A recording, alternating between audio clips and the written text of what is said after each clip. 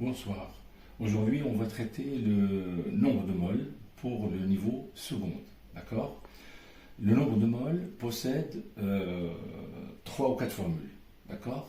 Donc, on a déjà commencé par définir ce que c'est que la mol. D'accord? En prenant un récipient. Et dans ce récipient, on a imaginé que chaque point correspond à un grain. Un grain, c'est une molécule de quelque chose.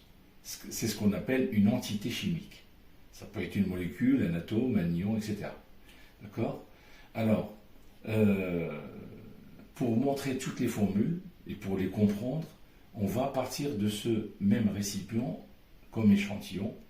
D'accord? Et on va donc donner toutes les formules. Allez-y.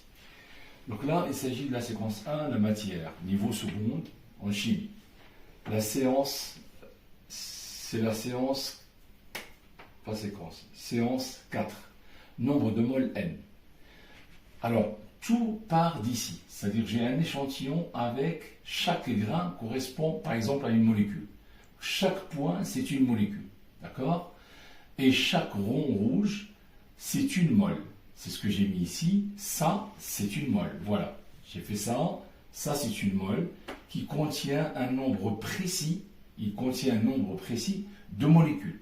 D'accord? Ce nombre précis de molécules, ça s'appelle le nombre d'Avogadro. Il est là. C'est 6,02 10 puissance 23 mol moins 1. D'accord? Donc, voilà, ça, on en a déjà parlé la dernière fois et on a écrit cette formule-là. Le nombre de mol dans cet échantillon, le nombre de mol, est égal à le nombre de molécules totales. Ça, c'est n molécules. Hein, si je compte molécule par molécule, point par point. Donc le nombre total de molécules, ça s'appelle n, grand N. C'est ce que je mets ici. Et le nombre de molécules qui sont à l'intérieur d'une seule mol, ça s'appelle le nombre d'Avogadro, ça s'appelle Na. Donc si je divise n par Na, je trouve le nombre de mol. Cette formule-là, on l'a vue la dernière fois. Celle-là, on va la voir tout de suite. C'est-à-dire, imaginons que ce récipient qui contient les molécules et les mols, supposons qu'on le mette sur une balance. Ça, c'est une balance. Donc, la masse totale de toutes les molécules, ça s'appelle petit m. Ça, c'est la masse totale de toutes les molécules. Tous ces points-là, ça correspond à des molécules. Donc, supposons que ce petit m représente la masse totale de tout ça. D'accord? Alors, sachant qu'une molécule, hein, un point, c'est une molécule. Une molécule, elle possède ce qu'on appelle la masse molaire. Hein, la masse molaire. Par exemple, la masse molaire de H2O, par exemple, est égale à la masse de H2 plus la masse de O. Masse de H2, c'est 2 fois la masse de H. 2 fois la masse de H plus la masse de O, la masse molaire. Donc la masse molaire est donnée. Pour chaque atome, on a la masse molaire de l'atome, elle est donnée. Donc si j'additionne la masse de l'oxygène, la masse molaire de l'oxygène, plus 2 fois la masse de l'hydrogène, eh bien je vais trouver cette masse, la masse de la molécule H2O. C'est ce que je mets ici, par exemple. Pour si les molécules ici, c'était des molécules d'eau. Voilà. Donc, dans ce cas-là, le nombre de mol est égal à m sur m. Pourquoi? Parce qu'on fait une règle, un produit en croix. Une mol correspond à une masse molaire, d'accord? Et n mol correspond à x. Donc x est égal à ça fois ça. En fait, x c'est m, la masse totale. Les n mol correspondent à cette masse totale. N mol correspondent à la masse totale. Une seule mol correspond à m. Donc le produit en croix n fois m est égal à 1 fois m. Ce qui me donne cette relation-là. Hein? Une mol correspond à la masse molaire et n mol correspond à la masse totale. 1 fois m égale à m est égal à n fois m. D'accord? Donc m est égal à n fois m.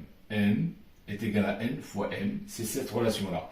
Donc on en tire la valeur de n.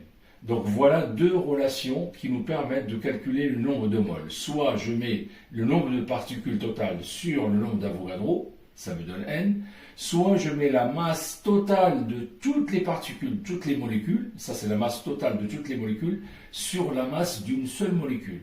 Si je fais ça, j'obtiens aussi n. Voilà. Et il y a une troisième relation, n égale à c fois v. En fait, quand j'ai un récipient avec une solution, donc j'ai mis une solution c'est un soluté plus un solvant, d'accord? Donc le soluté, ce sont les molécules, par exemple, les molécules de sel, par exemple, et le solvant, c'est l'eau. Si je mélange les deux, j'ai une solution avec un certain nombre de moles, c'est le nombre de moles, d'accord, qu'il y a là, de sel, par exemple, et j'ai une certaine concentration.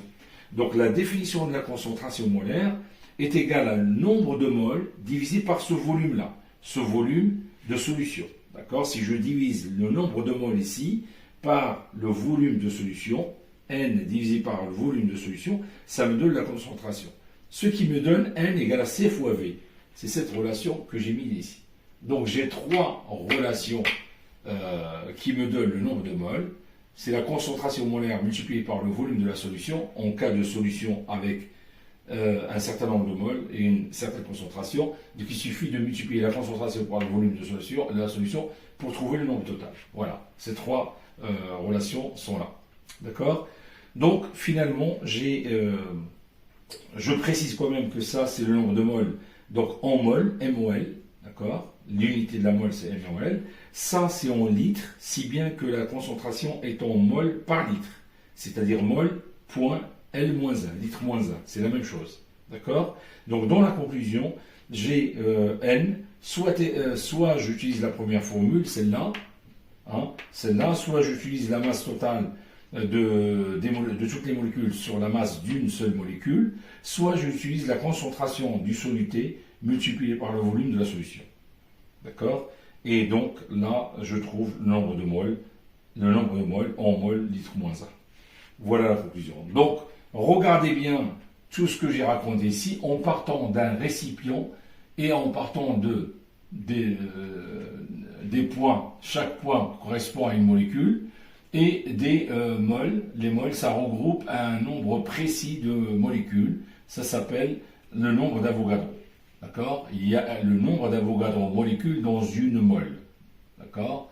Et supposons que la masse de toutes ces molécules, c'est petit m, sachant que la masse d'une seule molécule, c'est la masse molaire, eh bien, on aura toutes ces relations-là. Donc, regardez bien tout le tableau, avec ce que j'ai raconté ici, et vous allez retrouver les trois formules pour n, pour calculer le nombre de moles. Voilà. Donc, voilà, il faut regarder ça de très près, revenir sur le récipient, et faire la même chose que ce que j'ai fait, c'est-à-dire chaque molécule est représentée par un point, et vous regroupez un certain nombre de molécules dans des paquets. Ce paquet, ça s'appelle la mole, d'accord? Et chaque mole doit contenir le nombre d'Avogadro molécules, c'est-à-dire 6,0,2 fois 10 puissance 23 mol moins 1, d'accord? Et si vous avez la masse de toutes les molécules, petit m, d'accord? Et vous avez bien sûr la masse d'une molécule, eh bien, si vous divisez la masse totale de toutes les molécules par la masse d'une seule molécule, vous trouvez vous trouvez que c'était égal à n, le nombre de moles. Et ainsi de suite. Donc, il faut regarder tout ce que j'ai expliqué de très près. Et si vous avez des questions, n'hésitez pas dans les prochains lives, eh bien, je vous réexpliquerai. Donc, il faut bien réviser tout ce que je viens de dire et se concentrer. Puis après, on verra si vous avez des questions. Merci et au revoir.